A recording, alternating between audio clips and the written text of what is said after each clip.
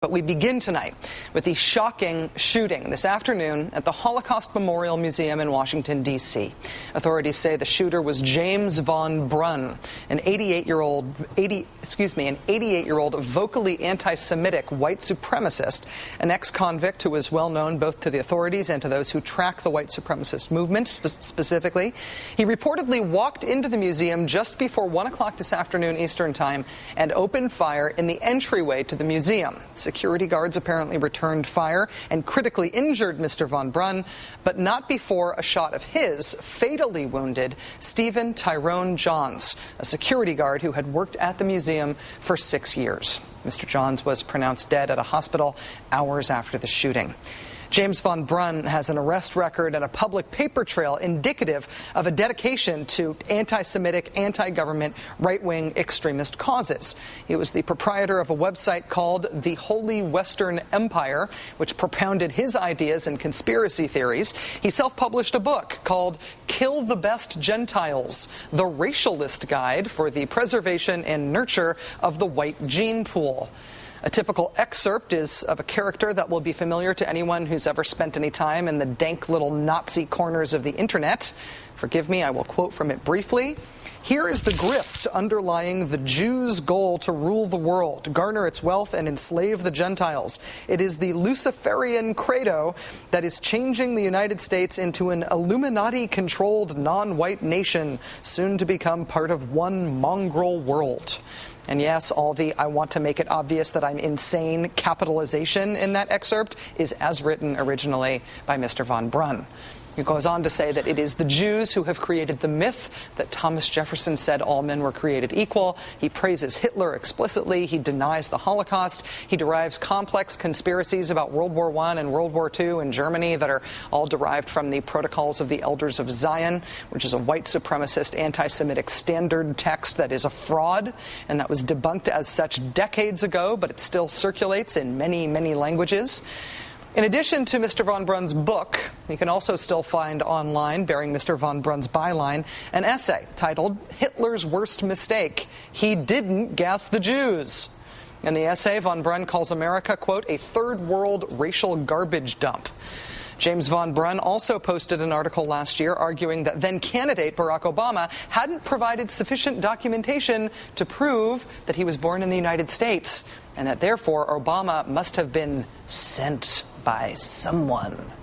We also know that James Von Brunn was convicted of attempted armed kidnapping, among other things, after a 1981 incident in which he was caught inside the Federal Reserve Board headquarters carrying a revolver, a sawed-off shotgun, and a knife. Mr. Von Brunn said that he was trying to place members of the Federal Reserve Board under citizen's arrest for treason. In a bio he apparently wrote about himself on his website, he says of that crime, quote, convicted by a Negro jury, Jew-Negro attorneys, and sentenced to prison for 11 years by a Jew judge. A Jew-Negro white court of appeals denied his appeal. Mr. Von Brunn ultimately served 6.5 years in prison for that crime. You know, it was just April of this year when the Extremism and Radicalization branch of the Department of Homeland Security's Threat Analysis Division released its report on potential threats from right-wing extremists. This followed a similar group about left-wing extremists, but conservatives nevertheless went nuts over that report. They demanded that it be retracted, which it was, and they demanded that Secretary Janet Napolitano apologize for it, which she did. As recently as last week, Secretary Napolitano was called before the House Homeland Security Committee, and ranking Republican Peter King demanded that she further apologize for that report. Now, within less than 2 weeks, we've seen two fatal shootings in which the prime suspect is quite clearly motivated by extreme right-wing political views, exactly what the report was warning about. Is the overall threat of extreme right-wing violence in America getting worse? Is there a risk that this shooting and that the Dr. George Tiller shooting in Kansas will embolden others who are already on the edge? Joining us now is Mark Weitzman. He's director of the Task Force Against Hate and Terrorism at the Simon Wiesenthal Center. Mr. Weitzman, thank you so much for coming on the show. Thank you for having me here, Rachel. Was James Von Brunn at all on your radar before today's shooting? Yes, he was, in the sense that he was a name that we had come across. We had seen his materials online. We had read some of his works, etc. But he was not a high-profile person in the movement. He was not a leader of any particular band. He was 89 years old, 88 years old. He had basically been someone who was crying around for himself. We had links. We had seen him back in the 1980s, for example, appearing on a Holocaust denial website based in Toronto, Canada. So his links have gone back quite a while, but he never really seemed to be a person that was going to create this kind of fuss and do something that would end so tragically. Much like in the abortion rights movement, there are those in not only the Jewish community, but also in other civil rights communities who track these right-wing groups independently, beyond what the government does. Why is that? Well, I think that certainly for us, clearly there's an imperative that came out of the Holocaust, a sense of to know what is going on out there that can pose a threat, that can pose a danger. We take these people very seriously. Even though Van Brun did not appear to be someone with the possibility, potential of violence, the type of activity that we saw today, the lesson of Timothy McVeigh, for example, who prototype of the lone wolf, which is someone who flies below the radar screen, someone who's not well known, and yet precisely because of that has the ability to put together an act, something that we all took very seriously. It really just takes one person who is seriously committed to these kind of ideals and has a propensity or ability to act violently to create a tragedy, as we saw today.